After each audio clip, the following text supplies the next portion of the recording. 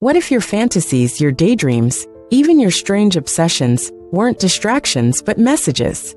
That's exactly what Carl Jung began to suspect in the years before his break with Freud. As he listened to his patients and recorded his own dreams and visions, he noticed something odd. Beneath the surface of neurosis, beneath fear, obsession, and compulsion, there were symbols. Images, myths, ancient patterns, stories from religion, folklore, and fairy tale that echoed through the unconscious like forgotten songs. Most psychologists dismissed these as nonsense. Freud, for instance, believed they were veiled expressions of repressed sexual desire. But Jung felt something deeper pulsing beneath them, something sacred, even evolutionary. He began to collect stories, analyze dreams, study myth, and he came to a stunning realization. These symbols weren't meaningless. They were the raw material of transformation. In 1912, Jung published Symbols of Transformation, a dense, groundbreaking book that redefined the way we understand the human mind. It was here he broke with Freud. It was here he first began to lay the foundation for the theory of archetypes, the collective unconscious, and the lifelong journey of individuation. But this wasn't just theory. For Jung, these symbols weren't academic, they were personal. In the Red Book, he would later write, my soul, where are you? Do you hear me? I speak, I call you, are you there? The answer came, not in logic but in symbol. In this video, we'll explore symbols of transformation, not as an abstract theory, but as a living invitation to explore the inner images that guide your own psychological growth.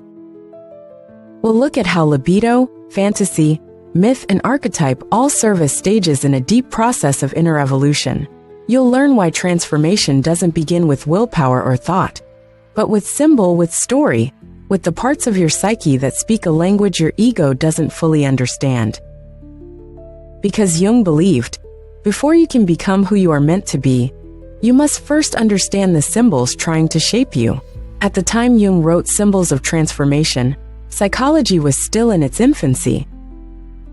Freud had ignited a revolution by revealing the unconscious, but he also tried to contain it. To him, every symbol was rooted in the body, in repressed desire, in the drive for pleasure or power.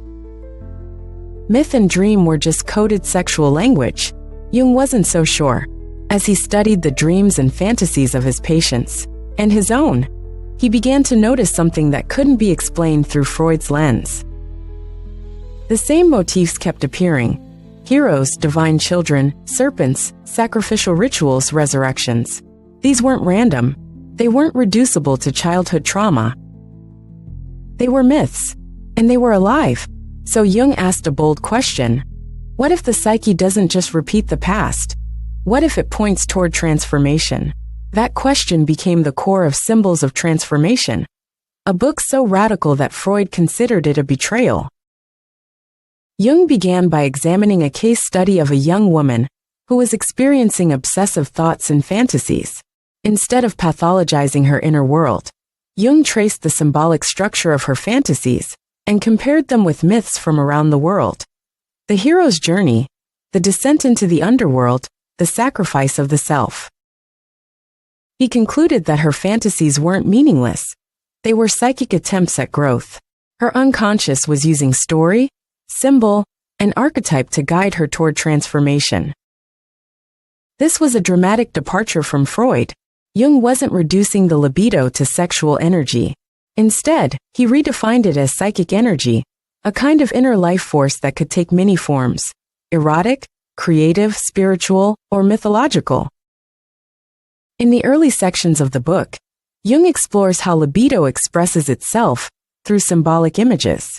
He analyzes the myth of the hero slaying the dragon, the motif of the divine child, the figure of the mother goddess.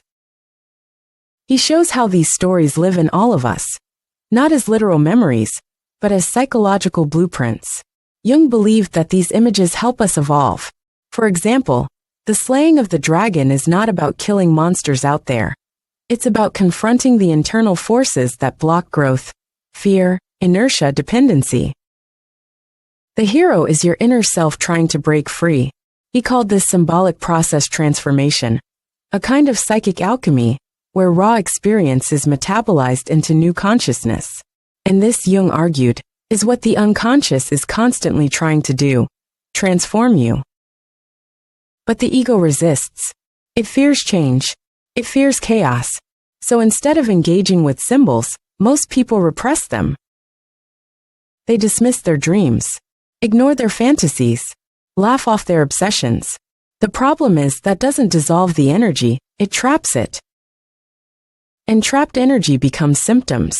Jung believed that when the libido is blocked, when the path of transformation is denied, it doesn't disappear. It becomes neurosis, depression, anxiety, addiction. The energy still wants to move, but it's being held in a loop. So what's the solution? Symbolic engagement. This means learning to work with your dreams, not to explain them away, but to dialogue with them. It means asking, what image keeps showing up? What does it feel like? What myth does it remind me of? What is it asking of me? In the Red Book, Jung practiced this himself.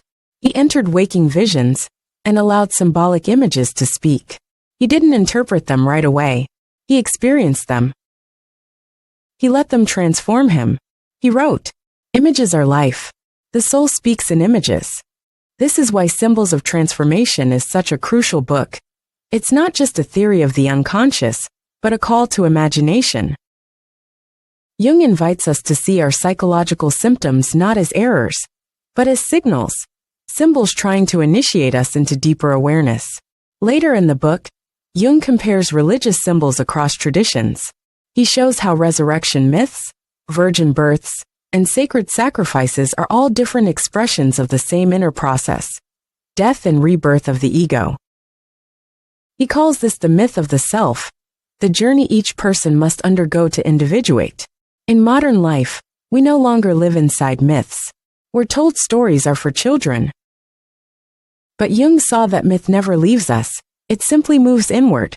Our psyches still generate symbols, because our soul still seeks transformation. This is why Jung didn't believe in solving psychological problems by intellect alone. He believed in a deeper kind of work: symbolic work, dream work, active imagination, creative expression, even ritual. He saw that when a person engages their symbols with reverence and curiosity, something shifts. Energy is released. Insight arises. Healing begins, not because the symbol is solved, but because it is seen. To Jung, this was the soul's true language. Not analysis, but image. Not diagnosis, but myth.